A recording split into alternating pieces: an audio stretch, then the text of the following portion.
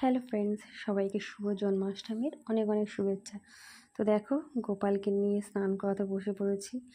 আজকে তো আমি জানিই না যে আমার এত সৌভাগ্য হবে যে গোপালকে আমি নিজের হাতে মধু দই দিয়ে স্নান করিয়ে আজকে গোপাল সেবা করব। তো পাশেই আমার এক মামি বাড়ি আছে। তো মামি সকাল সকাল আমাকে ডাকছিল, আমি তো স্নান করতে চলে গেছি যে ঘরে পুজো করব। এবার পরে শুনি মামি বলেছে যে আজকে নাকি গোপাল আমার হাত দিয়ে উম সেবা নেবে। কারণ ওনাদের একটু সমস্যা আছে, তার জন্য উনি আমাকে এই দায়িত্বটা দিয়েছেন। তো দেখো, সকাল সকাল আমি গোপালকে স্নান টান করিয়ে দেখো নতুন পোশাক পরিয়ে দিয়েছি। কেমন লাগছে বলো গোপালকে? আমার সবথেকে যে বেশি মন কেড়েছে এটা হচ্ছে মুকুটটা এত অপূর্ব লাগছে দেখতে।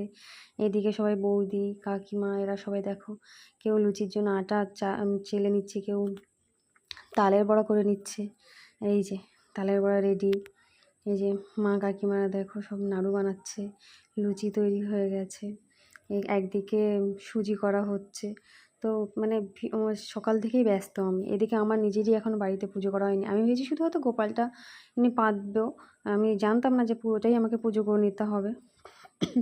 তো এই দেখো আমি সব কাজ করেছি মোটামুটি। এবার আমি ফলটা কেটে নিয়েছি, অলমোস্ট অনেক কাজ করাই হয়ে গেছে, সব কিছুই রেডি হয়ে গেছে, শুধু এই ফলটা কাটতে বাকি আছে। ফলের মধ্যে দেখো এই যে আপেলগুলো কেটে নিয়েছি, আপেলের খোসার গায়ের রঙটা একদম ভালো না বলে আমি আপেলগুলো খোসা ছাড়িয়ে নিয়েছি। এদিকে দেখো তৈরি হচ্ছে গোবিন্দভোগের পায়েস। তো মানে চারিদিকে শুধু পুজো পুজো আর পুজো গন্ধ, মানে এত ভালো লাগছে না। এমনিতেই পুজো পার্বণ হলে সবারই মন ভালো হয়ে যায়, আর জন্মাষ্টমী মানে ভীষণ একটা স্পেশাল সবার জন্য। তো যাই হোক, দেখো ঠাকুরের জন্য সব কিছু রেডি হয়ে গেছে। এই যে নৈবেদ্য রেডি, এই নৈবেদ্য অনেক কিছু আছে, লুচি, নাড়ু, তালের বড়া, লাড্ডু, সুজি, ফল, দই, মিষ্টি, 5 রকমের সব রকমই এখানে আছে। আমি দেখো কেমন সাজিয়েছি বলো আসনটা, ভালো না? তো এরপরে দেখো মামি তো বলছে এবার মোটামুটি সব রেডি হয়ে গেছে, এবার আমি পুজোটা দিয়ে নিই। তো এবার ওনারা পুজোটা দিয়ে নিচ্ছে, আমি ওনাকে একটু ভিডিও করে নিচ্ছি। তো মামি বললো এরপরে আমি পুজোটা দেবো, তারপর তুই একটু কিছু মন্ত্রতন্ত্র জপ করে নিস। তো আমি ওই টুকটাক যেটুকু জানি সেটুকু করলাম, করে পুজো সেরেই আমি বাড়ি চলে এসেছি। দেখো এবার আমার বাড়িতেও তো আছে ঠাকুর, তো এবার আমি তো জানতামই না যে এতটা টাইম লাগবে ওখানে।